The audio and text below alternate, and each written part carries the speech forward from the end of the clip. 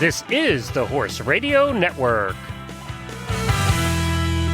This is episode 47 of the Healthy Critters Radio on the Horse Radio Network. Healthy Critters Radio is brought to you by Biostar US. Find online at biostarus.com. On today's show, we talk to Melissa Taylor, dressage rider and trainer, and author of Runtamuffin Tale. The breed of this show is the buff Orpington chicken. Hedwig weighs in on the concept of sharing. In critter nutrition, we focus on bone remodeling in horses, and in Coffee Klatch, we share what kind of boyfriend or girlfriend our horses would be.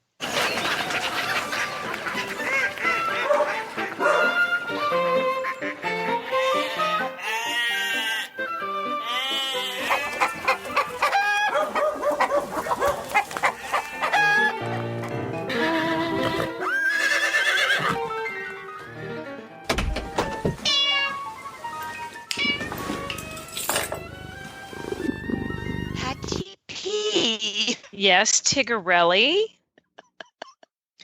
Tiggarelli. I have some exciting news. You're pregnant with puppies? Yes. That's more realistic. Jennifer's pregnant with puppies? What? I can't wait to hear. What is this news? I'm starting a new company. What? What company's this? Okay, I want to hear. It's called Seeds for Kindness. Okay. And it's an online store that represents artists and small companies that are environmentally conscious. Oh, that's wonderful. And proceeds from the company, from Seeds for Kindness, will go to environmental nonprofit charities. That is awesome. And well, let me tell you what is so cool is it was inspired by Alaska. Oh, okay. You know, my trip to Alaska changed my life in that I realized I wasn't doing enough for the environment. And we have so much to not only protect and keep pristine like Alaska, but we also have a whole bunch of land and ocean that we've pretty much polluted and that we haven't taken care of. So I just had this compelling need to step up and do more. And, you know, a couple of years ago, I read this book called The Diamond Cutter, which was written by a Buddhist monk. And it's all about kindness and how kindness, it can be, you know, smiling to a stranger. It can be opening the door for a stranger. It can be letting somebody in front of you when you're in traffic. I mean, it's, you know, it's little things. It doesn't have to be something huge, but that energy, when you give it, it affects yourself spiritually and biologically, as does the person that you're being kind to.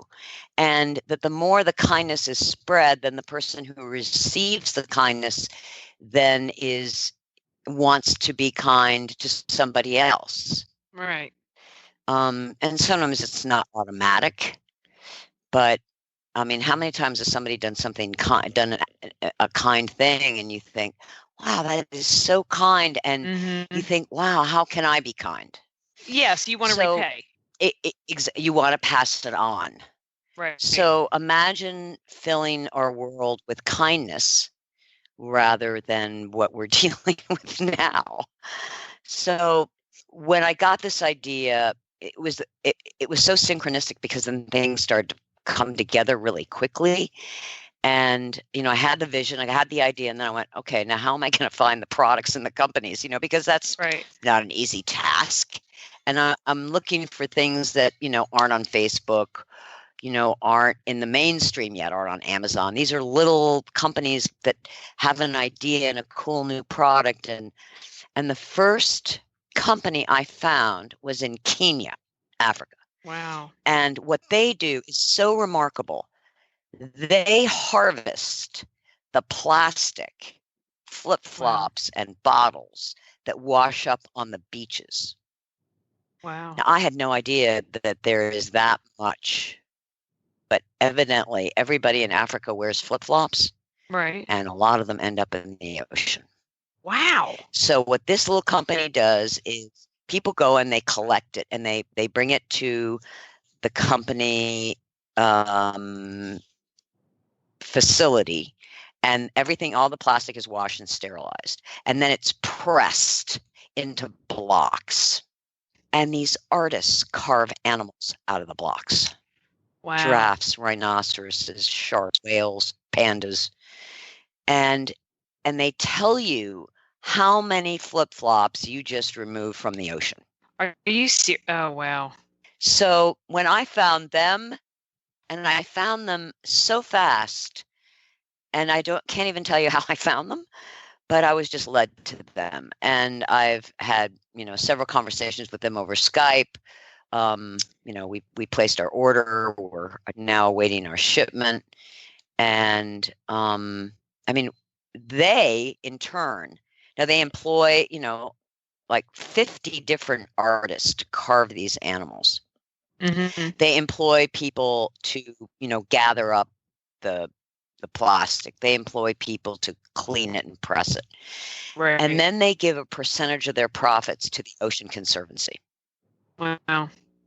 So they really are completing a cycle. Wow. And that's so in spirit of Seeds for Kindness. I mean, that's what spreading the seeds is. It's making the forest bigger. Oh, and this is just so cool. I've got it. I know. And I found this wonderful Alaskan artist when I was there. And she goes and gathers birch bark Mm-hmm. that's fallen off the trees. And she makes birch bark earrings. And they are so beautiful, and they're really light. Uh-huh. They're not heavy at all. I have 2 pairs. And it's like you're wearing the woods. Oh, wow. And we have some other very cool artists. One that takes recycled, he takes like motherboards and all these like old movie reels and all this tech stuff. Right. And he turns them into clocks. Oh my gosh. And it's very cool. It's imaginative and clever. So anyway, Seeds for Kindness is going to launch in November, and the whole purpose of the company is to be able to support these little companies and artists and what they're doing. And it's going to be like a flash sale. So we'll rotate. We won't always have the same products. It won't be like Amazon where you can jump on there and get this every time. Right. We're going to have limited amounts featuring specific artists, and then we'll rotate more in. I love this. And then, what a fantastic thing. Oh, I'm so glad, Patty P. I just think that is fantastic. What a way to give back from what a cool thing that you were able to do. And how everybody says, it was a life-changing experience, and it just becomes that, and that's all it is. Well, you just did something about it. Yeah. Kudos to you, Tiggy. Yeah. Kudos to you. Pretty cool. Thanks. Pretty cool. Well, I will I'll be sharing the website once we're launched in November. Right. And look forward to people jumping on and seeing these really cool companies. And we found this company that makes hemp water filters out of hemp. Okay. Oh, wow. Oh, wow. You screw onto your tap. Well, see, Oh, I wow. can't wait to just learn about the cleverness of people and unique stories. This is going to be so fun. I can't wait. I The know. innovation is really outstanding, and this company is developing a shower head that will filter out all heavy metals and Salmonella, E. coli, which is especially important if you're on a well. Yeah, absolutely. Yeah. Cool. And of course, the water is so much better for your skin. So anyway, lots of cool companies and products, and we have a mushroom company that is. I don't want to let too much out of the bag, but that's extremely cool. Yeah. So anyway, that's my big news. Cool. That's big news. That's good news. That's worth talking about. I got nothing. I got a new toothbrush, which I just feel like fails in comparison. And I got new silverware. So, Jen, anything it's going to help you at all with? I'm going to have a brighter smile. There we go. There we go. I discovered that I have an extra pair of glasses I didn't realize I had. Oh, see, that's huge. Yeah. A moment that's of discovery. Really Absolutely. Help. Yeah. That is huge. Yeah. Okay. Well, kudos to you, Tigger. I think this is pretty awesome. Thanks. Well, that's all such cool stuff to hear, Tigger. Let's go on to Melissa Taylor and hear about her new ventures. And we're here with Melissa Taylor, who is an FEI rider and trainer, well known throughout the country. She is also a chicken owner, and she's written a book called The Runtamuffin Tale, which is charming and delightful. It's got unbelievably good reviews. The illustrations are spectacular. And I'm just thrilled to have Melissa on. Welcome, Melissa. Thank you. I'm very excited to be here. So how did you get it, or what made you, or what inspired you to get into chickens? Chickens, actually, it started for me giving a birthday present to my husband, Lars Peterson. He's extremely organic. He's very healthy. He always wanted to kind of be self-contained in the sense, having our own beef, having our own chickens. And it was a birthday present that I ended up buying for him, but now they're my chickens. So it turned out that they were, it was like an Indian giver gift because I gave them to him, but now I am in total control over them. So that's how I got into chickens. That's so funny. And what breed did you start with, or breeds? I only started with barn elders and with speckled brown hens was the first original. How long ago was that? Okay. It's been a couple of years, right? Yeah, it's been now 4 or 5 years. Okay. Yeah. And what is your, being a chicken farmer myself, what have you discovered about chickens? They have so much more personality than I ever realized. And first of all, they're extremely intelligent. I can't get over, they know the clockwork of the feeding time in the barn. I can call them, and we have a 15-acre property in Wellington, or in Loxahatchee, which for Florida is a lot of acreage, and we're at. And I can call them, and they could be scattered, and they will instantly come because they know they're getting they're getting watermelon. They have the whole routine down. They understand when going in. They know when the girls are walking through at lunchtime. And they're so talkative. They really know the horses that are friendly, the horses that they trust going into the stalls, and the horses that are like, no way, and they run right past. So they're very intelligent, and they are actually very cuddly too, which I didn't think chickens would be so cuddly. Yeah, I wouldn't have thought that either. Yeah. No, all my hens love to be picked up and carried around and scratched, and they actually enjoy hanging out on your lap, which is a little strange, which I never knew. That is so cute. I've seen you post so many videos of them, and I guess the one was a watermelon one where you're calling them and they all come running around. It is the cutest. Oh my gosh, it is. It's like they're like puppies. They really puppies. Are like puppies. They are. And the other thing is I have a lot of dogs, and I was really afraid that my dogs would be attacking my chickens. Right. And it's amazing to see how you can train your dogs. Like, listen, no, this is not your chicken dinner kind of treat. And they actually listen, and it's nice. And they actually are protective over my chickens now. When a new dog comes in, they will go in and kind of like scurry the other dogs away from the chickens and say, sorry, buddies, you can't eat them. If I can't, you can't have them. Yeah. Oh, wow. So it's That's nice. pretty cool. That's pretty cool. Yep. Yeah. What inspired you to write the book? Because it's such a charming, wonderful little tale. So I started deciding to write the story because I lost one of my favorite chickens due to heat exhaustion. One summer it was very hot, and I don't know for what reason, if there was other things going on. And one of my friends said to me, you should write a story about your chickens. And because they laugh at me that I'm so into them, and they only listen to my voice. Like, my girls can try raising their voice to my octave, and they cannot get the chickens to listen like I can. So that's so funny. It's it's actually really comical. So when she said that you should write a story about it, and I started to do it. And when I first wrote it, it was like this huge novel, and it was ridiculous. And I started kind of filtering through it, and it kind of became really engulfing. Like I loved it, and I had a lot of personal issues with my mom being ill and things going on. That it was kind of like a wonderful outlet.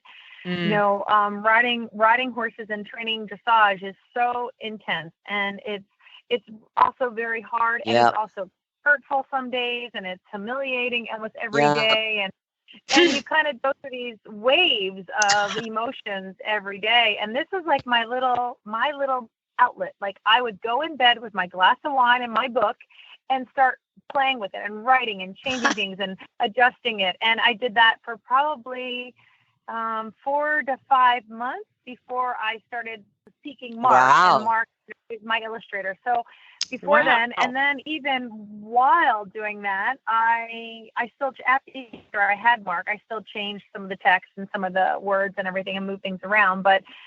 And that's how it all started. That is so cool. I have what made you brave enough to publish it?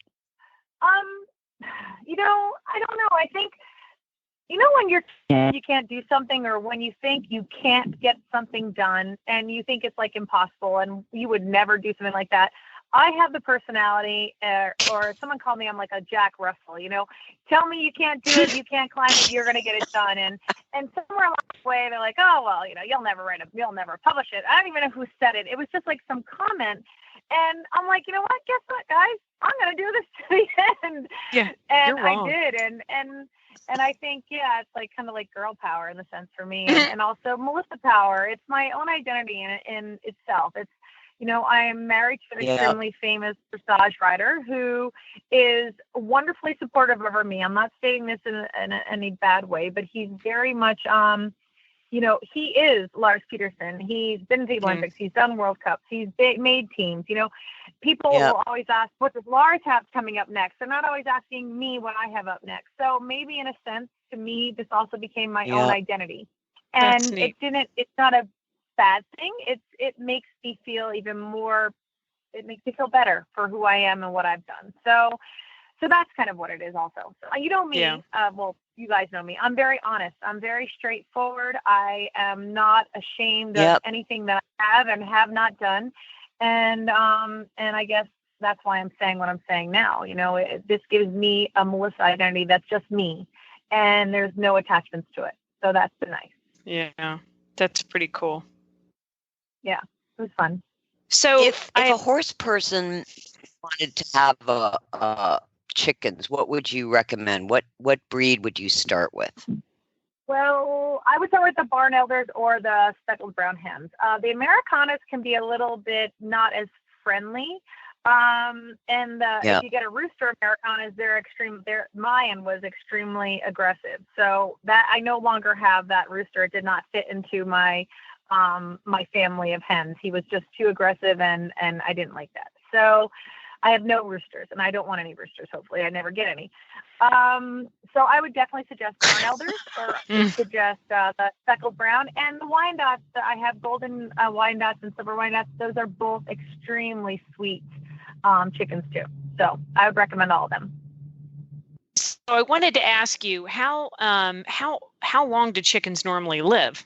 Well, they say not that long, but they say 4, 5, 6 years. But then I've heard other people say they've had them for 9 or 10 years. And my older group are now 4 to 5 years already, and they are kicking just fine. So, and they're laying eggs. I probably get 11 to 13 eggs a day, and I have 14 chickens. Yeah. So, yeah.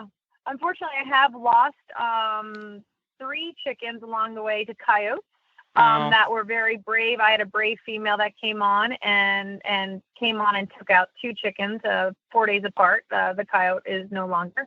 Then I had, unfortunately, a client's dog who came and was not chicken friendly, to not my knowledge, and that dog actually took out a chicken. So it was pretty upsetting. And that client is no longer a client either. Right. So, but anyway. Right. So, yeah. Right. So So do you have, like, now that you've done this, because I mean I remember when Laura's had come and was doing a clinic here in Texas, the one barn I was at, remember Cluckingham Palace, I think he Yes. took tons of pictures. So you do they have a do you have a place where they go at night, or do they Yes, they don't? absolutely. Okay. So where do they They go? roam all day long. Okay. In the book, you'll see the chicken house. That chicken house that you see in the book Okay. is actually what they have. I went ahead and was searching. When they're very small, it's much easier. And as they get bigger, I went ahead and looked all over, and I found this. It's actually would have been a normal storage shed, and it's made out of concrete board for being in Florida.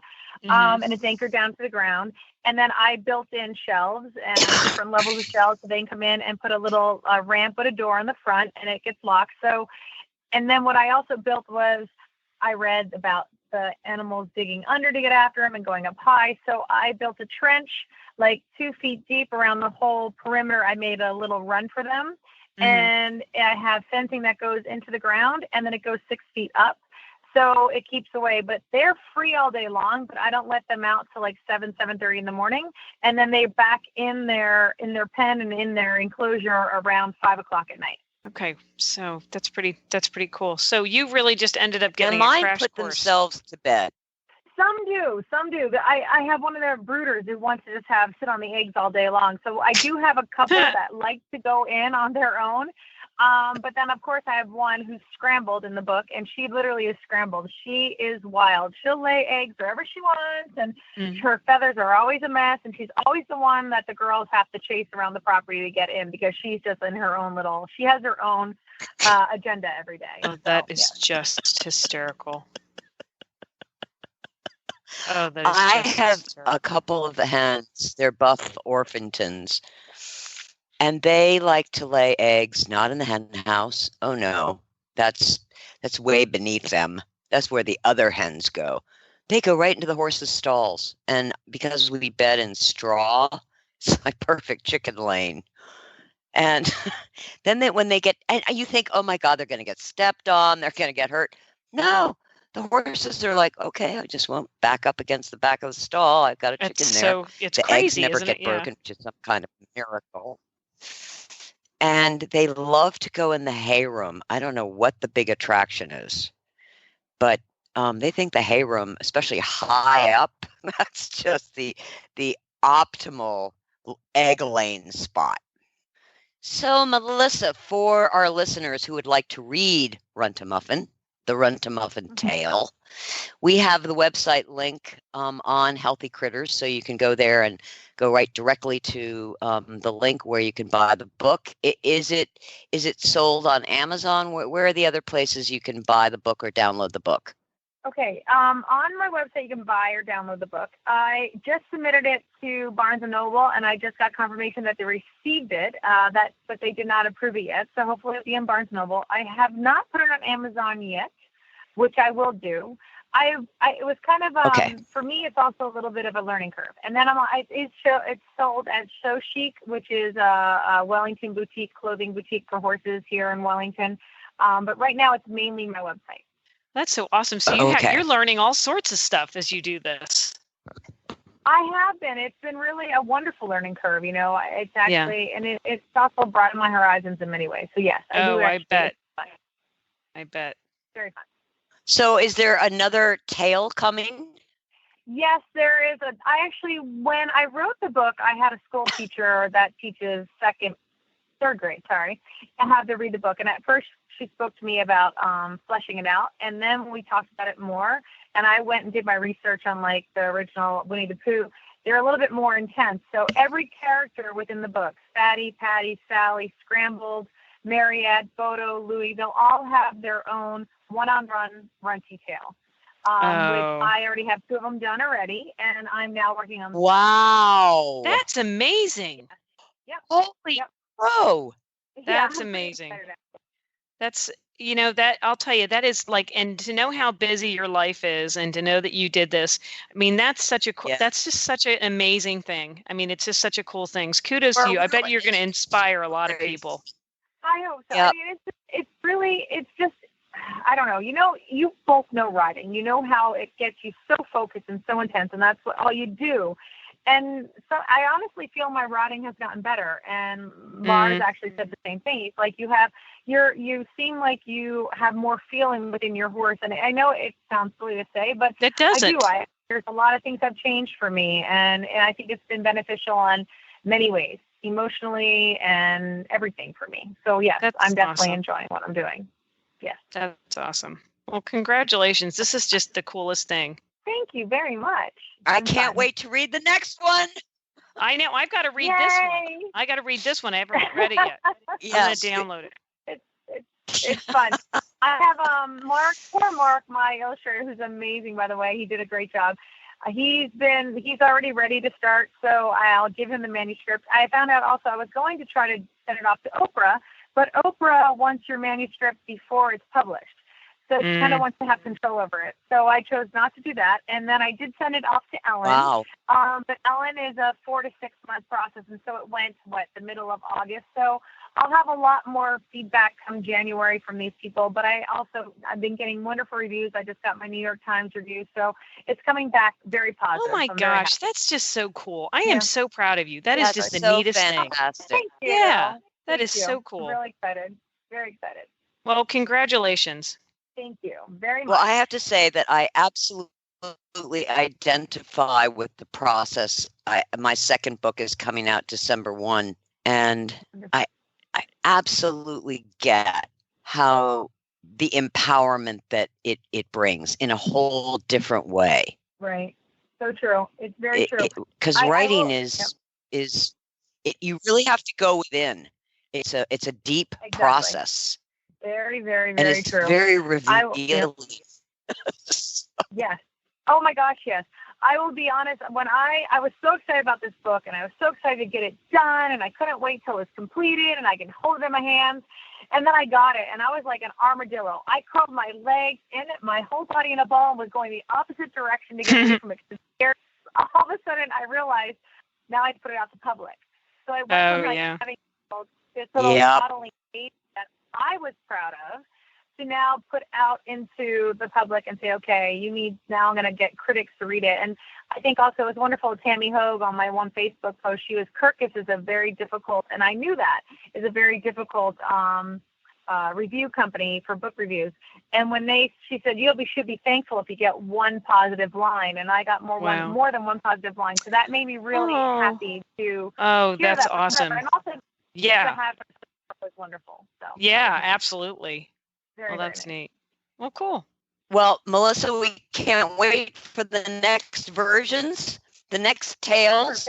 And for all our listeners, please go to healthycrittersradio.com, and we have a link right there to get to Melissa's book, and you can buy it and read it yourself.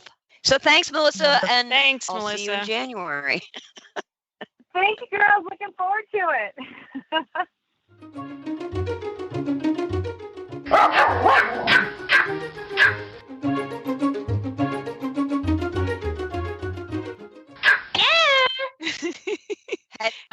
Hetty. Hi, Hedwig. Uh-oh. I'm Jennifer. What are you We can doing? hardly hear you. You know why Jennifer is my favorite name to say? Why? Because it has the word fur. Aww.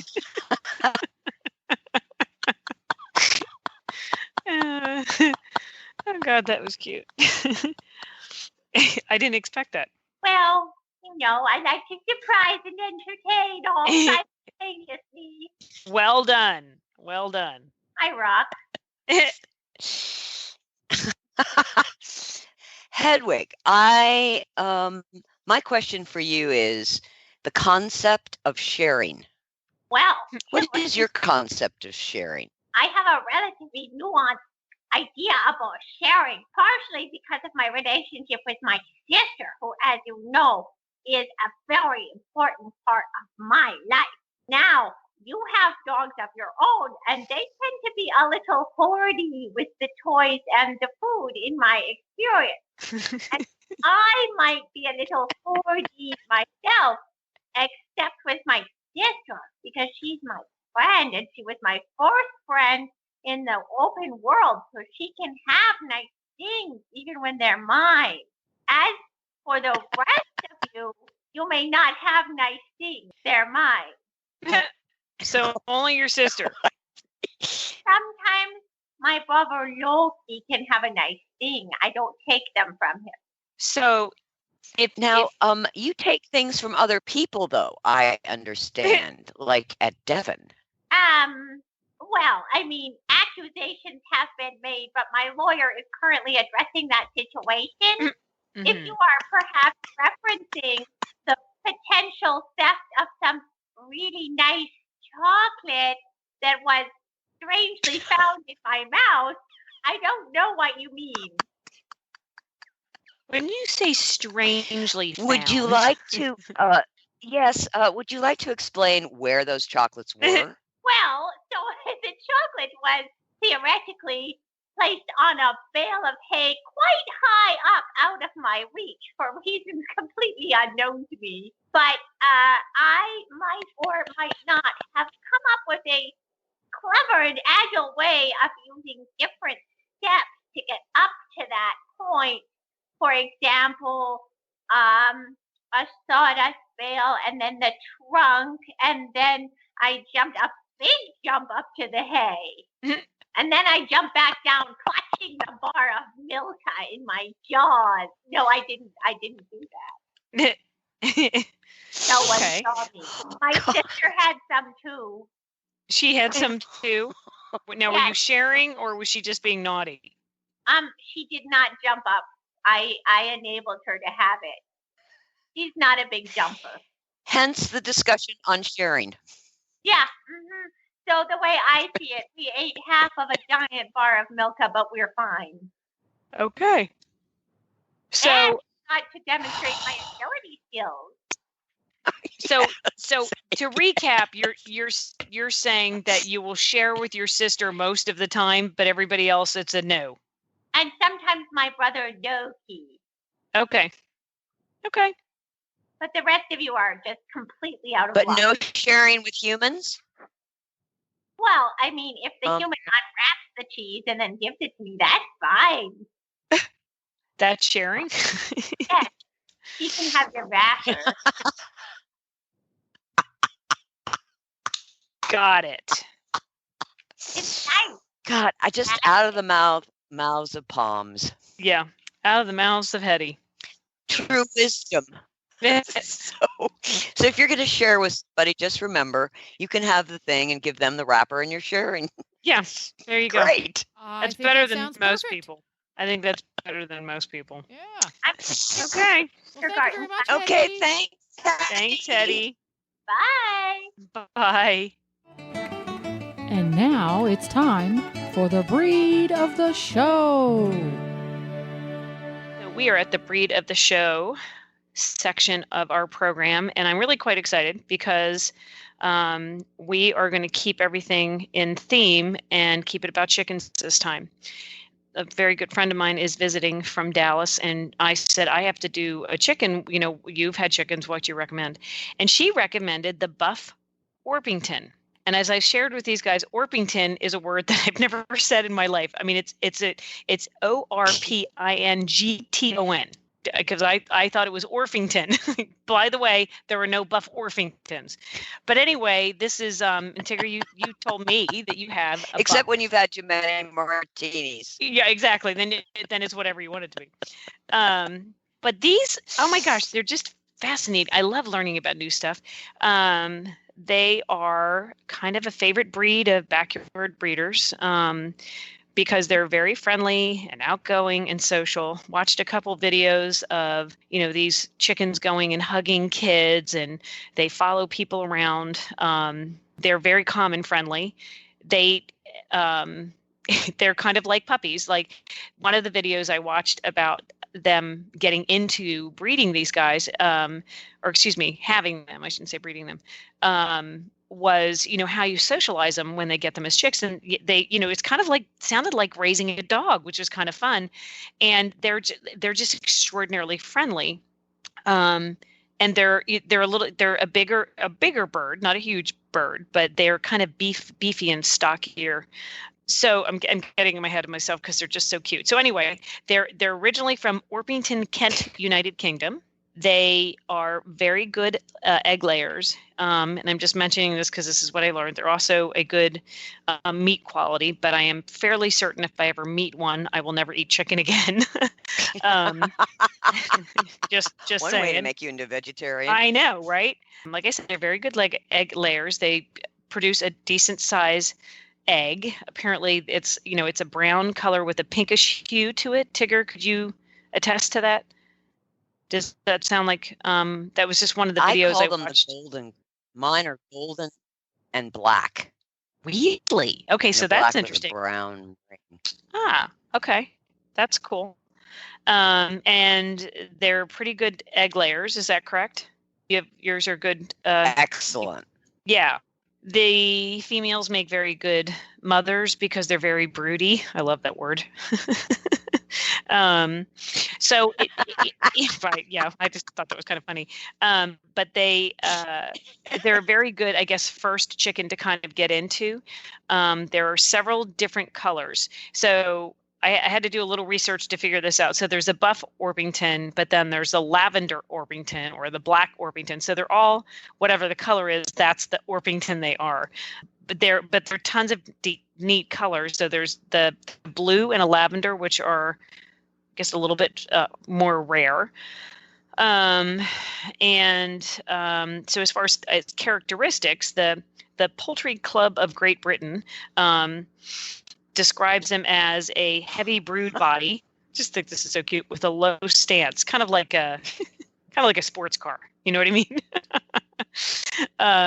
Exactly. They have fluffed out feathers which make them look, kind of large, and they. I don't know if this will be a good description. The back, their patuchus, or their chicken hind end, is shaped in a U with a lot of feathers. So they're supposed to be very fluffy. Again, just come on, who doesn't want that? Who doesn't want a fluffy chicken? But they have to have a curvy shaped short back with a U underline, which would be the fluffy chicken patuchus. Let's see, what else can I tell you? So, okay, and I don't know, did I mention that they're from Orpington, Kent? That's where they're originally from, is from Orpington, Kent, United Kingdom. Yes. So they are, they're a British bird. And like I said, there are tons of different colors. Some are a little bit more rare. They do come in a bantam version, and I think all the same similar colors. But I think this just, like I said, if you want to continue to eat chicken, don't get this bird this chicken, because there's just videos upon videos of these adorable Orpington chickens that are following little kids around. They're really good with other chickens. They're kind of like the middle of the road. They're not supposed to be real aggressive, which I guess is the thing, Tigger, which you probably can share, being a chicken gal yourself. Yeah. But they're just it sounds like they're a great first bird to have, because they're friendly and they are smart and they're good egg layers. So I personally want a chicken. So Tigger, tell us about you said you have, did you say you have a buff? You've got buff, and do you have black as well? Uh-huh. And black. Well, dark. Okay. And was a black Orpington. What made you get this particular type of chicken? I had no hand in these. Chicken picking? There are these chicken swaps. Mm-hmm. And they're once a month, and Peter goes down regularly and gets more chickens. Okay. And that's how we first got the golden. I like Rhode Island Reds. Okay. So we have them as well. We have some Dominicans. We have 2 roosters. And they're gay. Are they? Yeah, so they're not a problem. Okay, I was going to say. I love having chickens, and the buff Orpingtons are really friendly, happy, almost laid back for a chicken. That's so funny. And I highly recommend. Can you pick them up? Oh yeah, because that was what they I kind of crouch. Yeah. Okay. Because that's what sort of floored me because I watched several different videos and just these, one would run over and like hug this little boy. And I'm sure everybody saw that one video circulating on Facebook, but this was just like a couple videos of, different chickens and they would just go up and hug this little boy. And I'm like, oh, who wouldn't want that? They just seem like friendly, easygoing, fun little things to have around. They are. I enjoy them tremendously. I bet. Highly recommend horse people have chickens. There we go. And, Everybody should have good, one. Yep. And they're good egg layers. So there you have it.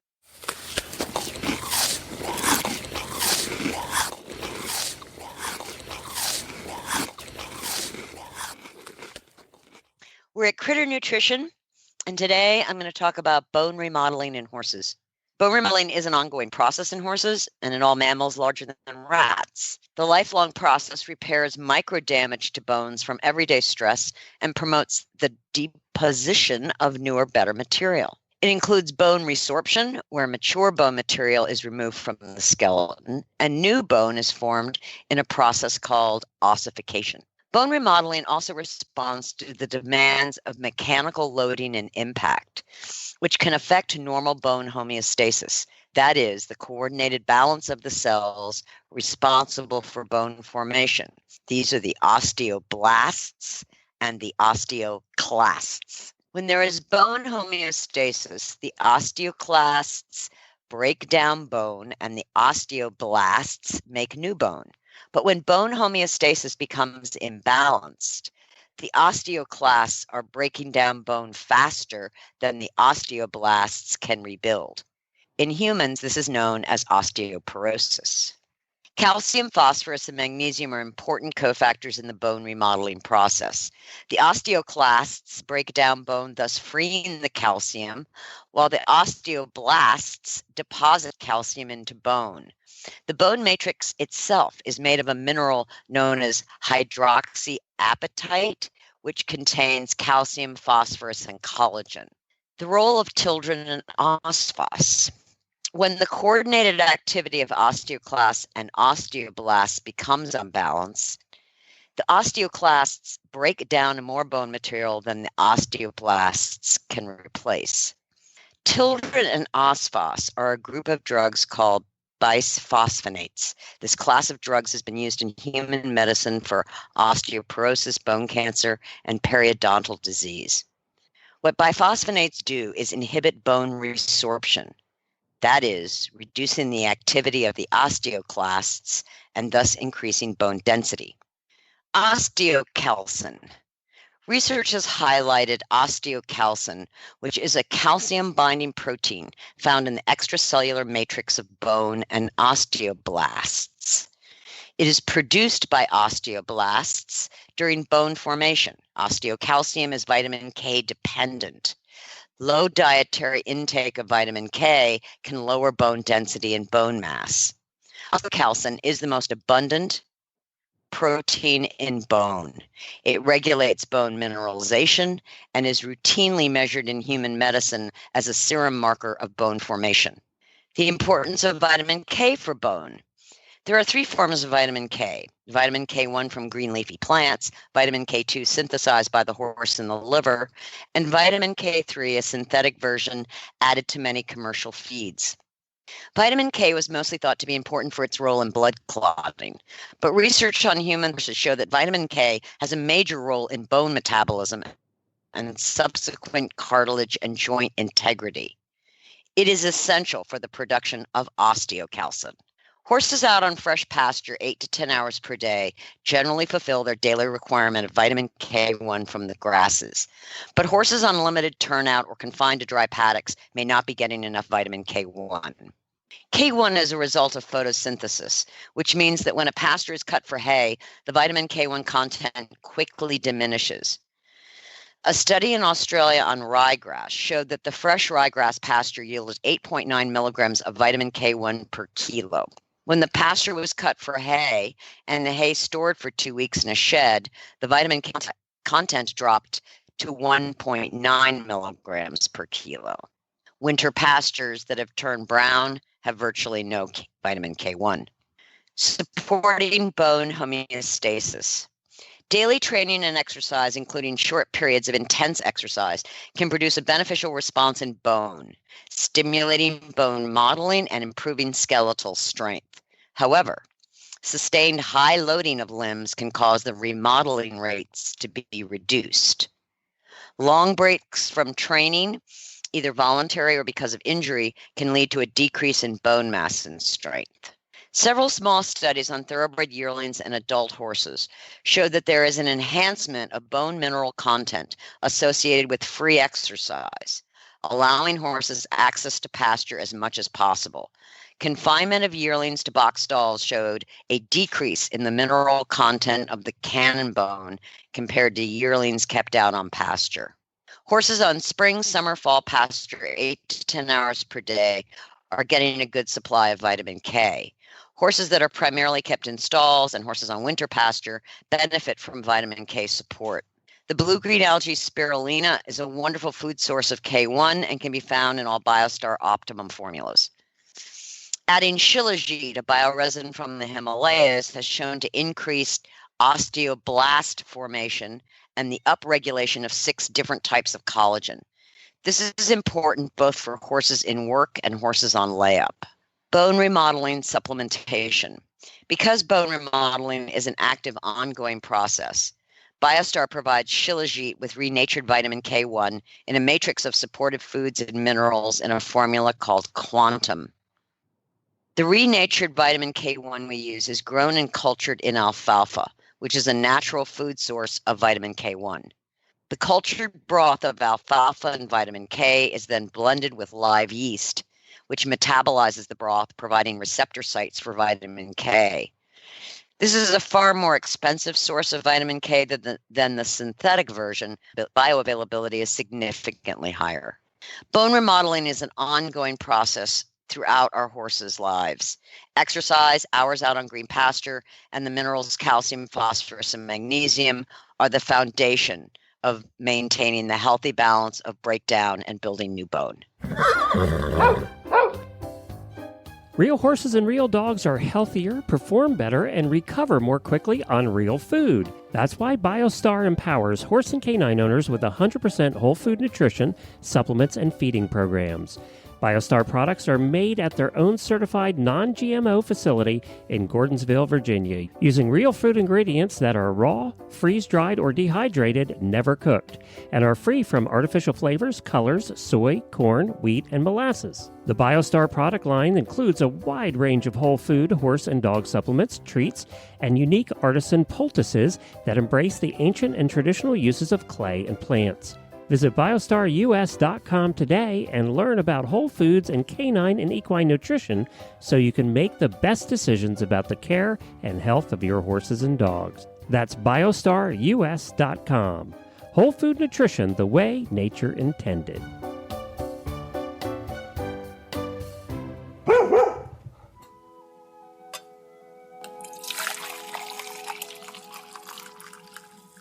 The topic today in Coffee Clatch is, what kind of boyfriend or girlfriend would your horse be if it was a human? I love this. So topic. I'm going to turn that question to Patty. Oh, wow. Okay. I don't know. I just think this is funny. I have decided to do it with my horse Stu, who is a PRE former stallion, has lots of babies on the ground.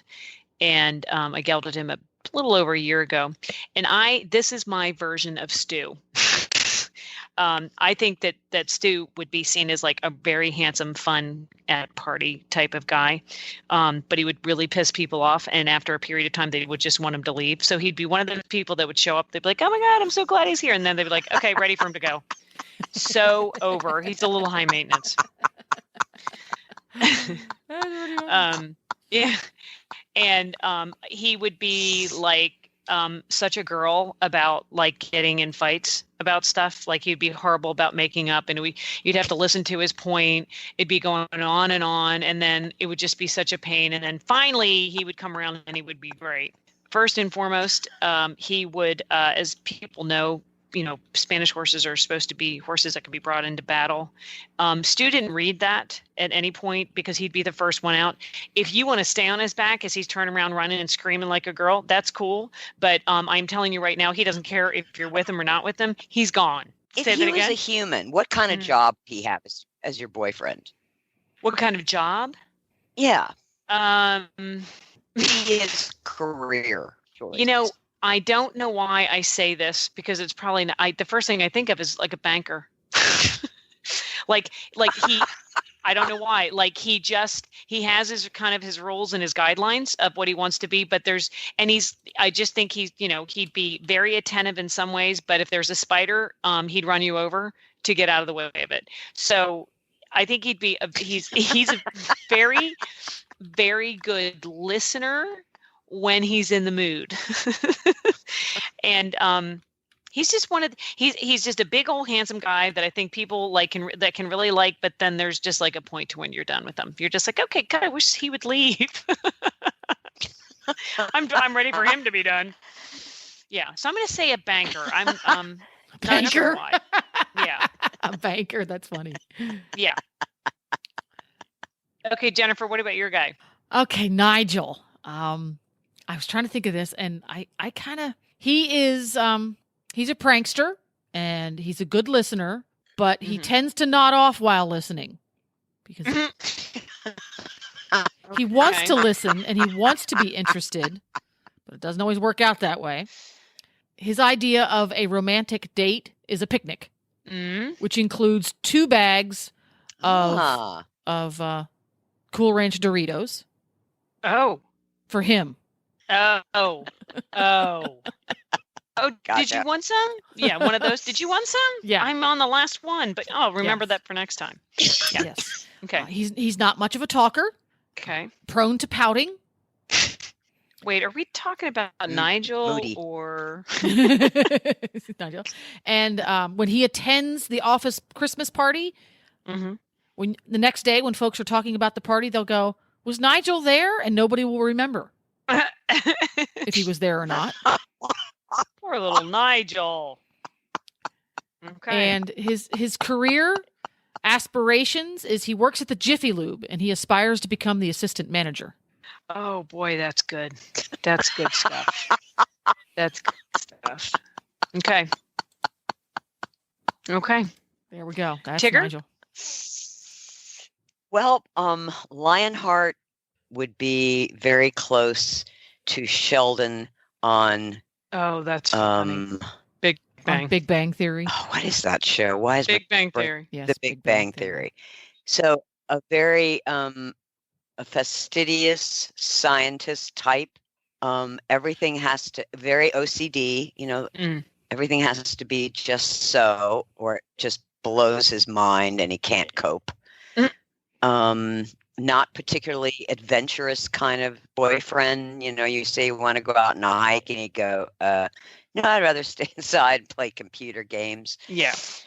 Yeah. And I think he would be bisexual. Okay. But does he know it? If he was a human, he would go both ways. And I think he would have very good decorating, good eye for decorating. God, he'd like those kinds of things, especially for his own environment. Yeah, he wouldn't be, he'd be the guy that in high school was the ball boy. Because he wouldn't have the courage, even if he had the physique to go out and get hit or, yeah. Yeah. So that would be Lion. Oh, that's so funny. This was fun because I could go through so many of my horses, but that was just fun. So everybody needs to go. Please let us know what type of boyfriend or girlfriend your horse is. Yeah. Go to Healthy Critters Radio send pictures. I want to see. Send us a picture, text, descriptions. Yeah. I wonder, it'll be interesting. Send them in, put them on the Facebook page on Healthy Critters Radio. It would be interesting to see if different disciplines have a propensity for different boyfriend or girlfriend types. Are there lots of romantics in the dressage? Are there a lot of adventurers in the trail? It'll be interesting. So put them out there. Head off to the Facebook page, Healthy Critters Radio, and post it. Venting horses might be great idea. Thanks for listening, everyone, and thanks to our sponsor, Biostar US. You can find them online at biostarus.com. Get the Horse Radio Network phone app on iOS or Android by searching for Horse Radio Network in the App Store. It's free and easy to use. For details about today's show, go to healthycrittersradio.com, where you can find links, photos, and more information about our guests. As always, we love your feedback. Please follow us on Facebook under Healthy Critters Radio. Be sure to visit all the great shows on Horse Radio Network at horseradionetwork.com. Love your dog. Hug your horse. Feed your chickens. Clean your litter box. Dance with your goat. Slither with your snakes. Howl at the moon. Hang with your hamster. Party with your parrot. Waddle with your walrus. Outwit your otter. Cuddle your cows. Rap with your raptor. Go chipping with your chipmunks. Forgive your fox. While hedging your hog. We also recommend that you rack with your raccoon. Gyrate with your giraffe. Meditate with a meerkat. Uber with your orangutan. Facebook with your flamingo. Ponder with your panda. Walk with your Wookiee. Yawn with your yak. Twitter with your toucan. Go raining with your reindeer. Dropbox your dragon.